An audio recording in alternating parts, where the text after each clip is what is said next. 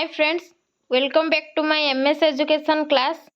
आज रो क्लास रे आमे क्लास 10th रो चैप्टर 2 ओडिया रो सेकेंड चैप्टर जोटा कि भीमंको सिंहनाद रड़ी तार फर्स्ट पार्ट मु अपलोड करछि वीडियो आपण चाहिले देखि परिबे। आमे जेउठू छाड़ी थिले सेठू आरंभ करबा। तेणु जी भी देखी ना फास्ट पार्टा तेणु जाइकी पार्ट 1 करिकी भीमंको सिंहनाद रड़ी अच्छी से पार्टा को आपण जाइकी देखि नियंतु। तापरे आपण नेक्स्ट आज जहाँ भी मु पढ़ेबी आपण बुझी परिबे। तेणु चलंतु आजिर भिडियोटी स्टार्ट करवा। सिंहनाद आसंते प्रसर पवन सबदे कंपुअछि मृत्यु जे भुवन। मु ऑलरेडी यार बुझेई थिली फिर भी आपण मानकु आउ टिके बुझेई दउची। सिंहनाद आसंते प्रसर पवन सबदे कंपुअछि मृत्यु जे भुवन। जेतेबेले सिंहनाद आसिकी पहुँचुची माने मई सिंहरे निर्मित जो सिंहनाद जोटा कि शिवंक ठारू प्राप्त हेबा पई जाउचंती किए ना भीम। तेणु सिंहनाद जेतेबेले आसुची प्रसर पवन पवन मध्य देई प्रसरिकी बोहिकी बहन हेकी आसुची। तो सिंहनाद आसीबा समय रे सिंहनाद कौन होउची ना सबदे कंपुअछि मृत्यु जे भुवन। आमर ए जो मृत्यु भुवन जे कि मर्त्यपुर जोटा कि पृथ्वी से पृथ्वी कौन होउची ना कंपमान होउची। तार शब्द रे पूरा पूरा पृथ्वी कंपित होई उठी अछि। काला नळ जानी विकसी सिंहनाद ज्योति आदित्यहु सते गुण तेज विकसंती। काला नळ अर्थ निया निया परी विकास लाभ करिछि सिंहनादर ज्योति। सिंहनादर ज्योति एते जे प्रखर ता काला नळ पूरा निया भଳି कि कौन होउची ना ज्योति प्रकाश करुछि। आदित्यहु सत गुणे तेज विकसंती माने आदित्य माने सूर्यंक ठारू मध्य से 100 गुण तेज विकसित करुछि। किए ना सिंहनाद। सिंहनाद जो वाद्य यंत्रटा जोटा कि शिवंक ठारू वर्तमान आसिकी पहुँचवा उपरे कहा पाखकू ना भीमंक पाखकू आसीबार अछि। से आसीबा समय रे पूरा पृथ्वी प्रकंपित होउछि। तार ज्योति रे तार ज्योति एते जे प्रखर से माने सूर्यंकर प्रखर ठारू भी 100 गुण अधिक बोली एठी कवि वर्णना करिसंती। देन आमे एई पर्यंत पढ़ितिले। नेक्स्ट आमे देखिबा अंतरिक्षे आसी प्रवेश होइला व्यास सरोवर तीरे।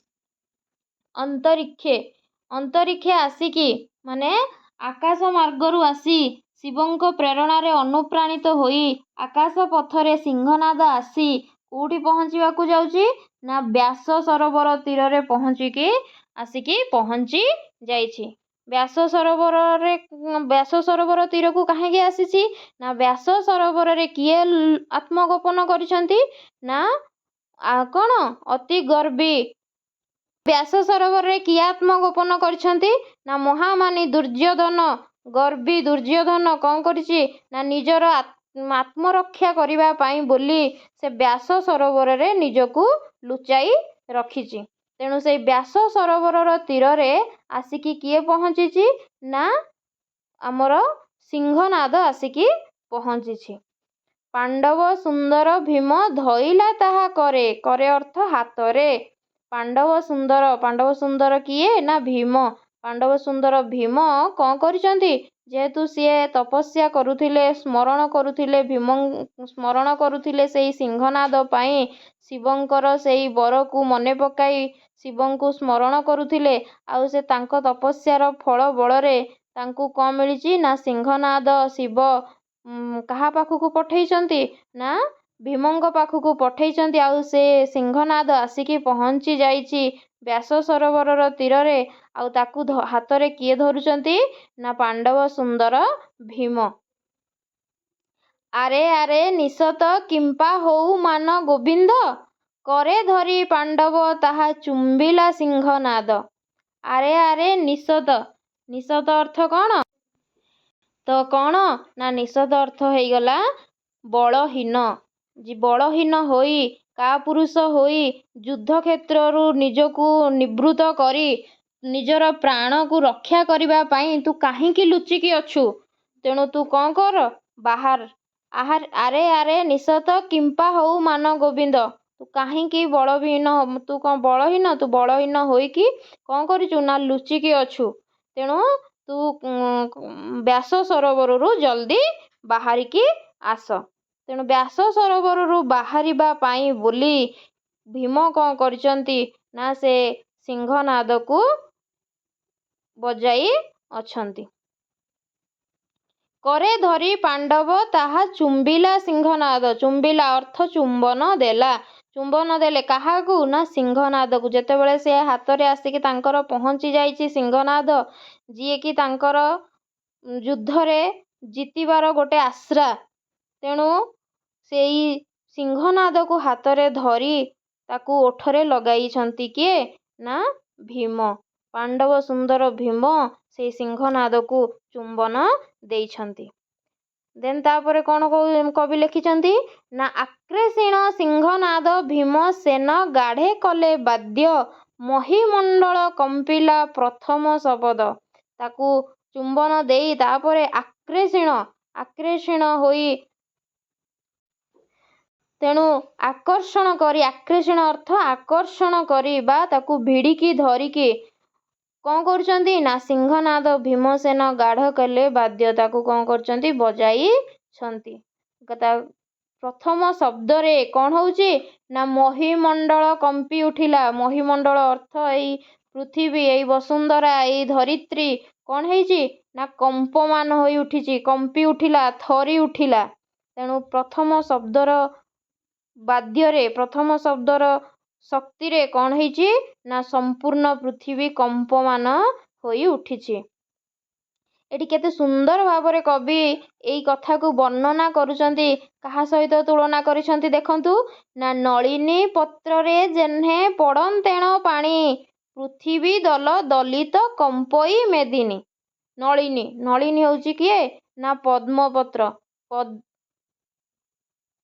ନଳିନୀ ହେଉଛି କିଏ ନା ପଦ୍ମ। ପଦ୍ମର ଯେଉଁ ପତ୍ର, ନଳିନୀ ପତ୍ର, ପଦ୍ମପତ୍ର କ'ଣ ହେଇଛି, ପଦ୍ମପତ୍ରରେ ଯେତେବେଳେ ପାଣି ପଡ଼େ ସେ କ'ଣ ହୁଏ, ସେ ଗୋଟେ ଜାଗାରେ ରହେନି, ସେ ଢଳ ହେଇକି କ'ଣ ହୁଏ ନା ପଡ଼ିଯାଏ। ତେଣୁ ଯେମିତି କବି ଏଠି କ'ଣ ବର୍ଣ୍ଣନା କରୁଛନ୍ତି ନା ଏକ ସୁନ୍ଦର ଉପମା ସିଏ ଦେଇଛନ୍ତି, ଉପମା ପ୍ରଦାନ କରିଛନ୍ତି।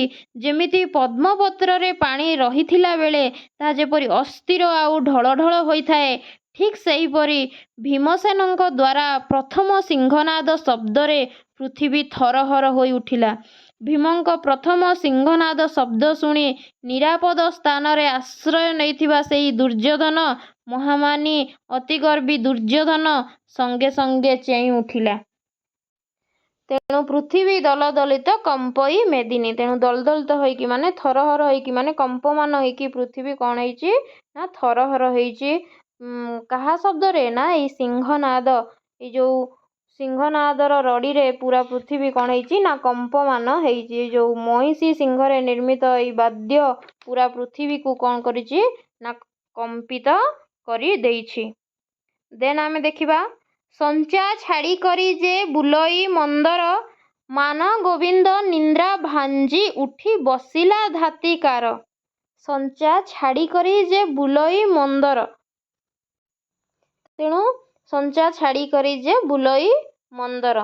ସଞ୍ଚା ଅର୍ଥ କ'ଣ ନା ମାପ, କୌଣସି ଗୋଟେ ଚିହ୍ନିତ ଦାଗ, ତାକୁ ଛାଡ଼ି କରି ସେ ବୁଲଇ ମନ୍ଦର। ମନ୍ଦର ଅର୍ଥ ପର୍ବତ ବିଶେଷ।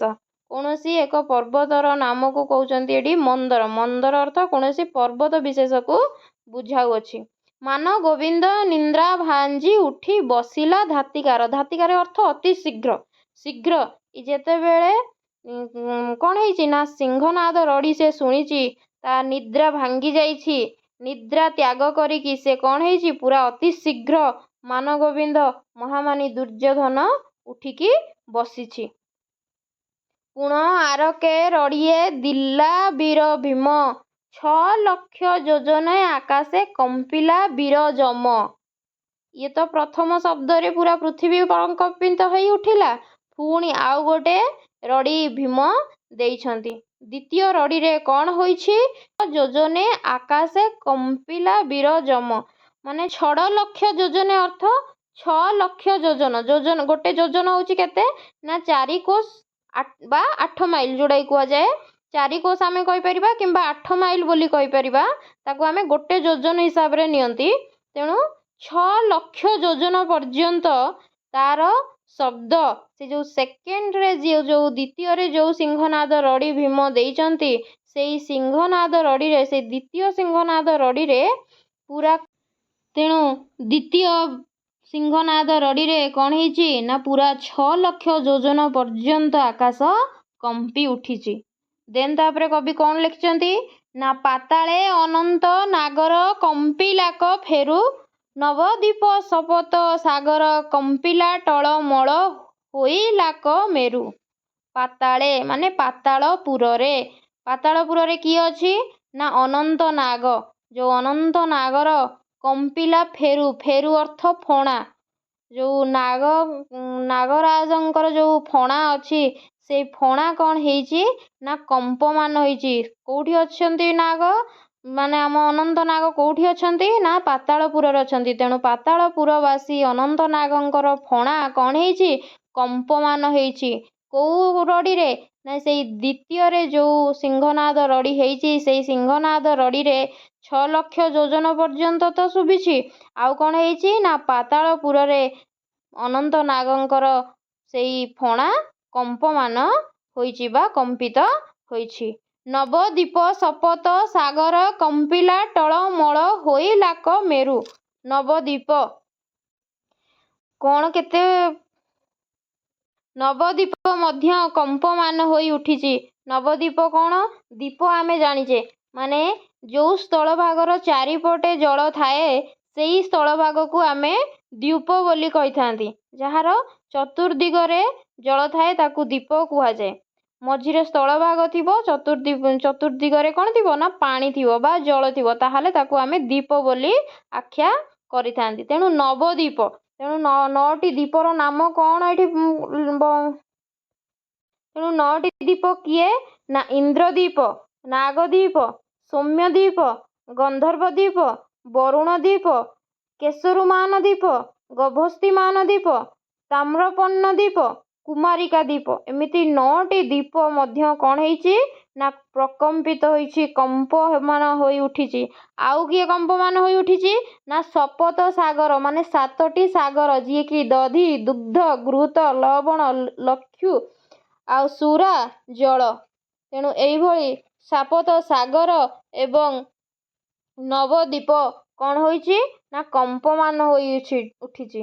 ମେରୁ, ମେରୁ ଅର୍ଥ ଏଠି କ'ଣ? ନା ପର୍ବତ ବିଷୟ। କୌଣସି ମେରୁ ପର୍ବତକୁ ଆମେ ଏଠି ମେରୁ ବୋଲି କହିଛନ୍ତି। ତେଣୁ ପୁରା ସମ୍ପୂର୍ଣ୍ଣ ପର୍ବତ, ସାଗର, ଦ୍ୱୀପ ସବୁ କିଛି କମ୍ପମାନ ହୋଇ ଉଠିଛି ବା ଥରି ଉଠିଛି ବା କମ୍ପିତ ହୋଇ ଉଠିଛି। ଦେନ୍ କବି କ'ଣ କହୁଛନ୍ତି? ନା ଆଦିତ୍ୟ ଭୂମଣ୍ଡଳ, ଧ୍ରୁବମଣ୍ଡଳ, ଅମରମଣ୍ଡଳ, ଆକାଶେ ଲାଗିଲା ଉଛିଳିଲା ସିନ୍ଧୁ ଜଳ। ଆହୁରି କ'ଣ କମ୍ପିତ ହୋଇ ଉଠିଛି ଦେଖନ୍ତୁ? ନା ଆଦିତ୍ୟ, ଆଦିତ୍ୟମଣ୍ଡଳ, ଭୂମଣ୍ଡଳ, ଧ୍ରୁବମଣ୍ଡଳ, ଆଉ କ'ଣ? ନା ଅମରମଣ୍ଡଳ। ଆଦିତ୍ୟ, ଆଦିତ୍ୟମଣ୍ଡଳ କୋଉଟା? ନା ସୂର୍ଯ୍ୟମଣ୍ଡଳ। ସୂର୍ଯ୍ୟମଣ୍ଡଳ ମଧ୍ୟ ପ୍ରକମ୍ପିତ ହୋଇ ଉଠିଛି। ଭୂମଣ୍ଡଳ, ଭୂମଣ୍ଡଳ ଅର୍ଥ ଭୂମିମଣ୍ଡଳ, ଅର୍ଥାତ୍ ଏଇ ମର୍ତ୍ତ୍ୟମଣ୍ଡଳ ବା ଏଇ ପୃଥିବୀ। ଆଉ ଧ୍ରୁବମଣ୍ଡଳ, ଧ୍ରୁବ ଅର୍ଥ ଧ୍ରୁବ ତାରା।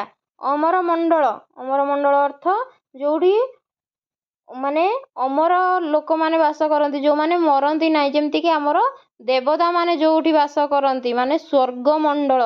ମାନେ ଏଠି କବି କ'ଣ କହୁଛନ୍ତି? ନା ଆଦିତ୍ୟମଣ୍ଡଳ, ଭୂମଣ୍ଡଳ, ଧ୍ରୁବମଣ୍ଡଳ, ଅମରମଣ୍ଡଳ, ଏ 4ଟି ମଣ୍ଡଳ କ'ଣ ହେଇଛି? ନା ପ୍ରକମ୍ପିତ ହୋଇ ଉଠିଛି।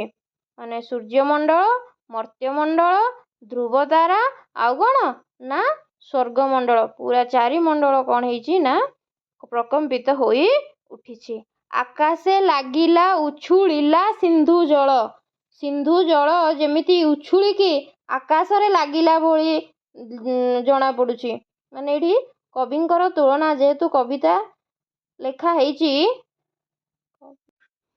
ଆକାଶେ ଲାଗିଲା ଉଛୁଳିଲା ସିନ୍ଧୁ ଜଳ। ସିନ୍ଧୁ ଜଳ ଉଛୁଳି ପଡ଼ିଲା। ଯେମିତି ଲାଗୁଛି ସାଗରର ଢେଉ ଆକାଶକୁ ଛୁଇଁଲା ଭଳି ମନେ ହେଉଛି। ତେଣୁ ଯେମିତି ସିନ୍ଧୁର ଜଳ ବା ସାଗରର ଜଳ ବା ସାଗରର ଯେଉଁ ଢେଉ ଆକାଶକୁ ଛୁଇଁଲା ପରି ପ୍ରତୀତମାନ ହେଉଅଛି। ରେ ରେ କାର କରି ରାଜା ଧୃତରାଷ୍ଟ୍ରୀ ବକ୍ଷସ୍ଥଳେ ମାରି ବାହାସ୍ଫୋଟ ଗର୍ଜିଣ ବେଗେ ଉଠି। କ'ଣ କହୁଛନ୍ତି?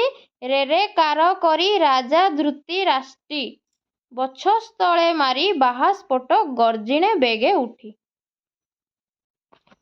ତେଣୁ ଭୀମଙ୍କ ଦ୍ୱାରା ସେଇ ଦ୍ୱିତୀୟ ସିଂହନାଦର ରଡ଼ିରେ ଦୁର୍ଯ୍ୟୋଧନ ଅସହ୍ୟ ହୋଇ ଉଠିଛି। ସେ କ'ଣ କରିଛି? ସେ ତାର ବକ୍ଷସ୍ଥଳରେ, ଏଇଠି ଲେଖା ହେଇଛି ଧୃତରାଷ୍ଟ୍ରୀ। ଧୃତରାଷ୍ଟ୍ରୀ ଅଛି ଧୃତରାଷ୍ଟ୍ରଙ୍କର ପୁତ୍ର। ଧୃତରାଷ୍ଟ୍ରଙ୍କର ପୁତ୍ର କିଏ? ସେଇ ମାନଗୋବିନ୍ଦ ଦୁର୍ଯ୍ୟୋଧନ ବା ମହାମାନି ଅତିଗର୍ବି ଦୁର୍ଯ୍ୟୋଧନ। ରେ ରେ କାର କରି ପୁରା କ'ଣ ହେଇଛି? ରାଜା ଧୃତରାଷ୍ଟ୍ରୀ, ରାଜା ଧୃତରାଷ୍ଟ୍ରଙ୍କର ପୁତ୍ର ଦୁର୍ଯ୍ୟୋଧନ ରେ ରେ କାର ଶବ୍ଦ କରିକି ଉଠି ବସିଛି। ବକ୍ଷସ୍ଥଳେ ମାରି ବାହାସ୍ଫୋଟ ଗର୍ଜିଣ ବେଗେ ଉଠି। ବକ୍ଷସ୍ଥ ମାନେ ବକ୍ଷସ୍ଥଳ ବା ଛାତି ଯୋଉଟାକୁ କହୁଛନ୍ତି। ବକ୍ଷସ୍ଥଳେ ବାହାସ୍ଫୋଟ କର ମାନେ ତାର ଯୋଉ ଜଙ୍ଘ ବା କରତଳ ଦ୍ୱାରା ଆଘାତ ମାନେ ବାହାପିଆ ଦେଖେଇକି ମାନେ ବାହାସ୍ଫୋଟ ମାରିକି କ'ଣ କରୁଛି? ନା ଗର୍ଜିଣ ବେଗେ ଉଠି, ଗର୍ଜନ କରି, ଅତି ଗର୍ଜନ କରି ସେ ଉଠିକି କ'ଣ ହେଇଛି? ନା ଯୁଦ୍ଧ ପାଇଁ ନିଜକୁ ପ୍ରସ୍ତୁତ କରୁଅଛି। ମହାଗହନ ନିଶ୍ୱାସ ବୁଲାଇ ବେନି ଡୋଳା, ବେନି ଭୁଜେ ଆକ୍ରୋଶୀ ଧଇଲେ କମଳା। ମହାଗହନ, ମହାଗହନ ଅର୍ଥ ଅତି ଗମ୍ଭୀର ଭାବରେ କ'ଣ କରି? ନିଶ୍ୱାସ ବୁଲାଇ ବେନି ଡୋଳା, ତାର ଯୋଉ ବେନି, ବେନି ଅର୍ଥ ଦୁଇଟି ଡୋଳା, ଆଖିର ଯୋଉ ଡୋଳା ଅଛି। ତେଣୁ ବେନି ଭୁଜେ, ବେନି ଭୁଜେ ଅର୍ଥ କ'ଣ? ନା ଦୁଇ ହାତରେ, ବେନି ଭୁଜେ ଦୁଇ ହାତରେ, ବେନି ଭୁଜେ ଆକ୍ରୋଶୀ ଧଇଲେ କମଳା, ତାଙ୍କୁ ଦୁଇଟି ହାତରେ ଆକ୍ରୋଶ କରି ଅର୍ଥାତ୍ ଦୁଇଟି ହାତରେ ଆକର୍ଷଣ କରି ତାଙ୍କୁ ମାନେ ଭିଡ଼ିକି ତାଙ୍କୁ କିଏ ଧରିଛନ୍ତି? ନା କମଳା ଧରିଛନ୍ତି। କମଳା ଅର୍ଥ ଏଠି କିଏ? ମା ଲକ୍ଷ୍ମୀ। ମହାଗହନ ନିଶ୍ୱାସ ବୁଲାଇ ବେନି ଡୋଳା, ବେନି ଭୁଜେ ଆକ୍ରୋଶୀ ଧଇଲେ କମଳା। ମହାଗହନ, ମହାଗହନ ଅର୍ଥ ଅତି ଗମ୍ଭୀର ଭାବରେ। ନିଶ୍ୱାସ ବୁଲାଇ ବେନି ଡୋଳା, ଅତି ଦୀର୍ଘଶ୍ୱାସ କରି, ଦୀର୍ଘଶ୍ୱାସକୁ ତ୍ୟାଗ କରି କିଏ? ମହାମାନି ଦୁର୍ଯ୍ୟୋଧନ ଆଖିକୁ ବଡ଼ ବଡ଼ କରି ତାର ଦୁଇଟି ଡୋଳାକୁ ବୁଲାଇ ଯୁଦ୍ଧ ପାଇଁ ଦୁର୍ଯ୍ୟୋଧନ ବାହାରି ପଡ଼ିଛି, ନିଜକୁ ପ୍ରସ୍ତୁତ କରୁଛି। ତାର ବେନି, ବେନି ଅର୍ଥ ଦୁଇଟି ଡୋଳାକୁ ବୁଲାଇ ଦୀର୍ଘଶ୍ୱାସ ତ୍ୟାଗ କରି ନିଜକୁ ଯୁଦ୍ଧ ପାଇଁ ପ୍ରସ୍ତୁତ କରୁଅଛି। ବେନି ଭୁଜେ ଆକ୍ରୋଶୀ ଧଇଲେ କମଳା, ବେନି ଭୁଜେ ଅର୍ଥାତ୍ ଦୁଇ ହାତରେ, ଦୁଇ ହାତରେ ଆକ୍ରୋଶୀ, ଆକ୍ରୋଶୀ ଅର୍ଥ କ'ଣ? ନା ଆକର୍ଷଣ କରି ବା ଭିଡ଼ିକି କାହାକୁ ଧରୁଛନ୍ତି? କମଳା, କମଳା ଅର୍ଥ ମା ଲକ୍ଷ୍ମୀ। କାରଣ ମା ଲକ୍ଷ୍ମୀଙ୍କ କୋଳରେ ଇଏ ଆଶ୍ରୟ ନେଇଥିଲେ। କିଏ? ନା ମହାମାନି ଦୁର୍ଯ୍ୟୋଧନ। ତେଣୁ ମା ଲକ୍ଷ୍ମୀ ତାଙ୍କୁ ଯେହେତୁ ଆଶ୍ରୟ ଦେଇଥିଲେ, ତାଙ୍କ ଶରଣରେ ସିଏ ଯାଇଥିଲେ, ତେଣୁ ତାଙ୍କ ରକ୍ଷା କରିବା ହେଉଛି କାହାର କାମ? ନା ମା ଲକ୍ଷ୍ମୀଙ୍କର କାର୍ଯ୍ୟ। ତେଣୁ ମା ଲକ୍ଷ୍ମୀ ତାଙ୍କୁ ମହାମାନି ଦୁର୍ଯ୍ୟୋଧନକୁ କହୁଛନ୍ତି, ତୁମେ ବ୍ୟାସ ସରୋବରରୁ ବାହାରକୁ ଯାଅ ନାହିଁ। ଯଦି ତୁମେ ବାହାରକୁ ବାହାରିକି ଯିବ ତାହେଲେ ତୁମର ମୃତ୍ୟୁ ସୁନିଶ୍ଚିତ। ତେଣୁ ତାଙ୍କର କଥାକୁ ଏଡ଼ାଇ ଦେଇ ମହାମାନି ଦୁର୍ଯ୍ୟୋଧନ ବ୍ୟାସ ସରୋବରରୁ ବାହାରି ଆସିଛି। ମା କମଳା ବା ମା ଲକ୍ଷ୍ମୀ କ'ଣ କରିଛନ୍ତି? ତାଙ୍କର ଦୁଇ ହାତରେ ତାଙ୍କୁ ଆକର୍ଷଣ କରି ତାଙ୍କୁ ଭିଡ଼ିକି ଧରିବା ପାଇଁ ଚେଷ୍ଟା କରୁଛନ୍ତି। ଆରେ ଆରେ ଦୁର୍ଯ୍ୟୋଧନ ଅପାର ପ୍ରତଜ୍ଞା ଯେ କଲୁ ବାବୁ, ବୋଇଲୁ ଯେ ଭୀମର ସାତ ରଡ଼ି ସହିବୁ। ଆରେ ଆରେ ଦୁର୍ଯ୍ୟୋଧନ ବୋଲି କିଏ କହୁଛନ୍ତି? ମା ଲକ୍ଷ୍ମୀ କହୁଛନ୍ତି। ଆରେ ଆରେ ଦୁର୍ଯ୍ୟୋଧନ ଅପାର ପ୍ରତିଜ୍ଞା ଯେ କଲୁ ବାବୁ, ତୁ ତ ପ୍ରତିଜ୍ଞା କରିଥିଲୁ ଯେ କ'ଣ? ଭୀମର ଯୋଉ 7ଟି ରଡ଼ିକୁ ତୁ ସହନ କରିବୁ ବୋଲି ତୁ କ'ଣ କରିଥିଲୁ ନା ପ୍ରତିଜ୍ଞାବଦ୍ଧ ହୋଇଥିଲୁ। ତେଣୁ ମା ଲକ୍ଷ୍ମୀ ତାଙ୍କୁ ବୁଝେଇକି କହୁଛନ୍ତି ତୁ ତ ଦୃଢ଼ ପ୍ରତିଜ୍ଞା କରିଥିଲୁ ଯୁଦ୍ଧକୁ ବାହାରିବୁ ନାହିଁ ବୋଲି। ଭୀମର 7 ରଡ଼ି ପର୍ଯ୍ୟନ୍ତ ତୁ ସହ୍ୟ କରିବୁ ବୋଲି ତୁ ଦୃଢ଼ ପ୍ରତିଜ୍ଞ ଥିଲୁ। ଏ କମଳାଙ୍କର ଏପରି ହିତବାଣୀକୁ ଦୁର୍ଯ୍ୟୋଧନ ଶୁଣିଲା ନାହିଁ। ଏଇ କମଳା ମା ଲକ୍ଷ୍ମୀ ତାକୁ ବଞ୍ଚାଇବା ପାଇଁ ଯେଉଁ ବାଣୀ କହୁଛନ୍ତି ବା ଯେଉଁ କଥା କହୁଛନ୍ତି ତାଙ୍କର କଥାକୁ ସେ ତିଳେ ମାତ୍ର ଶୁଣିଲା ନାହିଁ। ଦେନ୍ କବି କ'ଣ ଲେଖିଛନ୍ତି? ମାନ ଗୋବିନ୍ଦ ରାଜା କମଳା ଭୁଜ ଦଣ୍ଡ ଦିଲା ପେଲି ଅଧର ପୁଷ୍ଟ କରି ପଳାଯା ବୋଲି ବୋଲି। ମାନ ଗୋବିନ୍ଦ ରାଜା କମଳା ଭୁଜ ଦଣ୍ଡ ଦିଲା ପେଲି। ତେଣୁ ମାନଗୋବିନ୍ଦ କ'ଣ କରିଛନ୍ତି? ମା ଲକ୍ଷ୍ମୀଙ୍କ ଭୁଜଦଣ୍ଡ ମାନେ ଭୁଜଦଣ୍ଡ ଅର୍ଥ ଯେଉଁ ବାଡ଼ି ପରି ହାତକୁ ପେଲି ଦେଇଛନ୍ତି ମାନେ ଏଡ଼ାଇ ଦେଇଛନ୍ତି। ତାଙ୍କୁ ପେଲି ଦେଇ ଠେଲି ଦେଇ ଅଧର ପୁଷ୍ଟ କରି ପଳାଯା ବୋଲି ବୋଲି। ଅଧର ମାନେ ତଳ ଓଠ ମାନେ ତାଙ୍କୁ କହୁଛନ୍ତି ତମେ ଏଇଠୁ ଚାଲିଯାଅ। ଅଧର ପୁଷ୍ଟ କରି ପଳାଯା ବୋଲି ବୋଲି। ତେଣୁ ତାଙ୍କୁ କହୁଛନ୍ତି ତାଙ୍କୁ ଠେଲି ଦେଇକି କ'ଣ କହୁଛନ୍ତି ନା ତୁମେ ମୋ ସାମ୍ନାରୁ ହଟିଯାଅ ବା ତୁମେ ପଳାଅ। ମହାଲଛି ବୋଇଲେ ଯେ ପଳାଉ ଅଛନି ମୁହିଁ ତୋହର ଭର୍ଚ୍ଛନା ବୋଲିବାକୁ ଥିଲ ତ ବାଟ ଚାହିଁ। ମହାଲଛି ମହାଲଛି ଅର୍ଥ ମହାଲକ୍ଷ୍ମୀ। ମହାଲକ୍ଷ୍ମୀ ଅଛନି ଅଛିନି ଅର୍ଥ ଅଛି। କିଏ? ମୁହିଁ ମୁହିଁ ଅର୍ଥ ମୁଁ।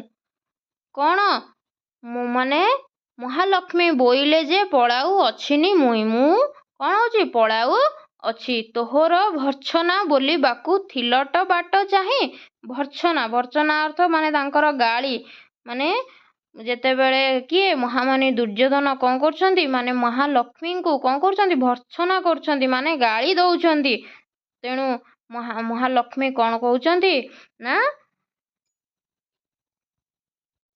ତେଣୁ ମହାଲକ୍ଷ୍ମୀ ବିରକ୍ତି ପ୍ରକାଶ କରି କହୁଛନ୍ତି ତୁ ଗଲେ ନିଶ୍ଚୟ ମୃତ୍ୟୁବରଣ କରିବୁ ବୋଲି ତାକୁ ରାଗିକି ମାନେ ତାଙ୍କ ଉପରେ ତାଙ୍କର ଭର୍ତ୍ସନାରେ ବିରକ୍ତ ହେଇକି ତାଙ୍କୁ ଏଇ କଥା କହୁଛନ୍ତି। ତୁ ଯଦି ବ୍ୟାସ ସରୋବରରୁ ବାହାରି ପଳେଇବୁ ତାହେଲେ ତୁ ନିଶ୍ଚିନ୍ତ ଭାବରେ ମୃତ୍ୟୁବରଣ କରିବୁ। ଦେନ୍ ତାପରେ କ'ଣ ହେଇଛି ନା ଲଛି ବୋଲେ ଆବର ରଡ଼ିଏ ଯେବେ ସହିବୁ ପାମର ଏ ରଡ଼ି ସହିଲେ ତୁରେ ହୋଇବୁ ଅଜ୍ରାମ୍ବର। ଲଛି ଲଛି ଅର୍ଥ ଲକ୍ଷ୍ମୀ। ଲକ୍ଷ୍ମୀ ବୋଲେ ବୋଲେ ଅର୍ଥ କହିଲେ। ଆବର ରଡ଼ିଏ ଯେବେ ସହିବୁ ପାମର। ଆବର ମାନେ ଆଉ ଗୋଟିଏ ରଡ଼ି।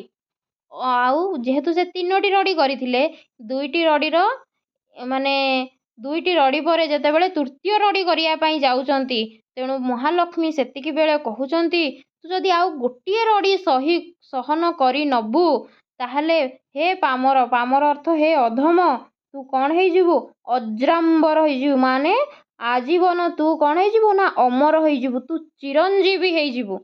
ତେଣୁ ଏ ରଡ଼ି ସହିଲେ ତୁରେ ହୋଇବୁ ଅଜ୍ରାମ୍ବନ। ଯଦି ଆଉ ଗୋଟିଏ ରଡ଼ି ତୁ ସହନ କରି ନେବୁ ତାହେଲେ ତୁ ନିଶ୍ଚିନ୍ତ ଭାବରେ କ'ଣ ହେବୁ ଆଜୀବନ ଅମର ହୋଇ ରହିବୁ ବା ତୁ ମୃତ୍ୟୁଞ୍ଜୟ ପ୍ରାପ୍ତ କରିବୁ। ଏତେ ବୋଲି ତତକ୍ଷଣେ ଛାଡ଼ିଲେ ମହାଲକ୍ଷ୍ମୀ କଦଳୀ ପତ୍ର ପ୍ରାୟ କମ୍ପଇ ମହାତମୀ। ଏତେ ବୋଲି ତତକ୍ଷଣେ ଛାଡ଼ିଲେ ମହାଲକ୍ଷ୍ମୀ। ତେଣୁ ମହାଲକ୍ଷ୍ମୀ କ'ଣ କହୁଛନ୍ତି ନା ମୁଁ କେବଳ ତୋର ଭର୍ତ୍ସନାକୁ ହିଁ ଅପେକ୍ଷା କରିଥିଲି ଆଉ ତୋତେ ବାରଣ କରିବି ନାହିଁ। ଏଇଭଳି କଥା କହି ମହାଲକ୍ଷ୍ମୀ କ'ଣ ହେଇଛନ୍ତି ନା ଦୁର୍ଯ୍ୟୋଧନକୁ ଛାଡ଼ିକି ଚାଲି ଯାଇଛନ୍ତି। ତେଣୁ ଏତିକି କହି ମହାଲକ୍ଷ୍ମୀ ତାଙ୍କୁ ଛାଡ଼ି ଦେଇଥିଲେ। ନିଜର ଅପମାନକୁ ମାନେ ଯେତେବେଳେ ମହାଲକ୍ଷ୍ମୀଙ୍କୁ କିଏ ନା ମହାମାନି ଦୁର୍ଯ୍ୟୋଧନ ଗାଳି କରୁଛି ବା ଭର୍ତ୍ସନା କରୁଛି ତେଣୁ ନିଜର ଅପମାନ ପାଇଁ ସେ କଦଳୀ ପତ୍ର ପରି ଥରି ଉଠିଥିଲେ। କିଏ ନା ମହାଲକ୍ଷ୍ମୀ। ମହାଲକ୍ଷ୍ମୀ କ'ଣ ନା କଦଳୀ ପତ୍ର ପ୍ରାୟ କମ୍ପଇ ମହାତମୀ। ମହାତମୀ ମାନେ ମହାକ୍ରୋଧୀ। ମହାକ୍ରୋଧୀ କ'ଣ ହେଇଛି କଦଳୀ ପତ୍ର ପରି ଥରି ଉଠିଛି। ନିଜର ଅପମାନ ପାଇଁ ସେ କଦଳୀ ପତ୍ର ପରି ଥରି ଉଠିଥିଲେ। ତେଣୁ କଦଳୀ ପତ୍ର ପାଏ କମ୍ପଇ ମହାତମୀ। ମହାତମୀ ଅର୍ଥ ମହାକ୍ରୋଧରେ କିଏ କମ୍ପମାନ ହୋଇ ଉଠିଛି? ନା ଦୁର୍ଯ୍ୟୋଧନ। ମହାମାନି ଦୁର୍ଯ୍ୟୋଧନ କଦଳୀ ପ୍ରାୟ ଯେହେତୁ ସେ ଅପମାନ ଦେଇଛି କାହାକୁ? ନା ମହାଲକ୍ଷ୍ମୀଙ୍କୁ। ତେଣୁ ଅପମାନ ଦେଇଥିବା ଭୟରେ ଅପମାନ ପାଇଁ ସେ କଦଳୀ ପତ୍ର ପାଇଁ ଥରି ଉଠିଥିଲେ। ସତୁରୀ ସତୁରୀ ଭାର ଗଦା ଘେନି କରସ୍ ତଳେ ଖେପଇ ମାନ ଗୋବିନ୍ଦ ଯେ ଚିତ୍ତ ଅନ୍ତରାଳେ। ତେଣୁ କଦଳୀ ପତ୍ର ପ୍ରାୟ କମ୍ପଇ ମହାତମୀ। ମହାତମୀ ମାନେ ମହାକ୍ରୋଧୀ। ମହାକ୍ରୋଧୀ କିଏ? ନା ମହାମାନି। ସେଇ ଅତି ଗର୍ବୀ ମହାମାନି ଦୁର୍ଯ୍ୟୋଧନ। ଧୃତରାଷ୍ଟ୍ରୀ ଯିଏକି ଧୃତରାଷ୍ଟ୍ରଙ୍କର ପୁତ୍ର ମହାମାନି ଦୁର୍ଯ୍ୟୋଧନ କ'ଣ ହେଇଛି? ନା କଦଳୀ ପତ୍ର ଭଳି କମ୍ପମାନ ହେଉଛି। ଯେମିତି କଦଳୀ ପତ୍ରରେ ଟିକେ ପବନ ବାଜିଲେ କେମିତି କଦଳୀ ପତ୍ର ଫଡ଼ଫଡ଼ ହୁଏ, ସେଇଭଳି ସିଏ କଦଳୀ ପତ୍ର ପରି କ'ଣ ହେଉଛି? ନା କମ୍ପମାନ ହେଉଛି, ମାନେ କମ୍ପିତ ହେଉଛି, ମାନେ କମ୍ପି ଉଠୁଛି। ସତୁରୀ ସତୁରୀ ଭାର ଗଦା ଘେନି କରସ୍ ତଳେ ଖେପଇ ମାନ ଗୋବିନ୍ଦ ଯେ ଚିତ୍ତ ଅନ୍ତରାଳେ। ସତୁରୀ ସତୁରୀ ଭାରର ଗଦା ଧରି ସିଏ କ'ଣ ହେଇଛି? ନା ଯୁଦ୍ଧ କ୍ଷେତ୍ରକୁ, ତାର ହାତରେ ସତୁରୀ ସତୁରୀ ଗଦା ଧରି ଯୁଦ୍ଧ କ୍ଷେତ୍ରକୁ ଯିବା ପାଇଁ ନିଜକୁ ପ୍ରସ୍ତୁତ କରୁଛି। ତେଣୁ ଯୁଦ୍ଧ ପାଇଁ ସେ ସଙ୍ଗରେ କ'ଣ ନେଇକି ଯାଉଛି? ନା ସତୁରୀ ସତୁରୀ ଭାର ଗଦା। ଖେପଇ ମାନ ଗୋବିନ୍ଦ ଯେ ଚିତ୍ତ ଅନ୍ତରାଳେ। ଦ୍ରୁତ ଗତିରେ ସେ ଯୁଦ୍ଧ ପାଇଁ ଆଗକୁ ଚାଲି ଯାଇଥିଲା। ତେଣୁ ସେ ଯୁଦ୍ଧ ପାଇଁ କ'ଣ ହେଇଛି? ନିଜକୁ ପ୍ରସ୍ତୁତ କରି ହାତରେ ସତୁରୀ ସତୁରୀ ଭାର ଗଦା ଧରି, ସତୁରୀ ସତୁରୀ ଭାର ଓଜନର ଗଜା ଧରି ସେ ଖେପଇ, ଖେପଇ ଅର୍ଥ ମାନେ ଡେଇଁ ଡେଇଁ ବା ଫୋପାଡ଼ି କ'ଣ ହେଇଛି? ମାନେ ଧରିକି ସେ ଯୁଦ୍ଧ ପାଇଁ ନିଜକୁ ପ୍ରସ୍ତୁତ କରୁଛି। ଚିତ୍ତ ଅର୍ଥ ମନରେ, ତାର ମନରେ ନିଜକୁ ପ୍ରସ୍ତୁତ କରି କ'ଣ? ନା ଯୁଦ୍ଧ ପାଇଁ ନିଜକୁ ପ୍ରସ୍ତୁତ କରି ବାହାରି ଆସିଛି ସେଇ ବ୍ୟାସ ସରୋବର ଭିତରୁ। ତେଣୁ ଆମେ ଆଜି ସେଇ ମହାମାନି ଦୁର୍ଯ୍ୟୋଧନର ବ୍ୟାସ ସରୋବରରୁ ବାହାରିବା, କିପରି ସେ ବାହାରିଛି, ଆଉ କିଏ? ନା ଭୀମ କିପରି ସିଂହନାଦ ଭଗବାନ ଶିବଙ୍କ ଠାରୁ ମାଗି ସେଇ ସିଂହନାଦ ରଡ଼ିରେ ବ୍ୟାସ ସରୋବରରୁ ମାନଗୋବିନ୍ଦ ବାହାରି ଆସିଛି। ମହାଲକ୍ଷ୍ମୀଙ୍କ କଥାକୁ ଏଡ଼େଇ ନିଜର କ୍ରୋଧରେ ନିଜର ଆତ୍ମରକ୍ଷାରୁ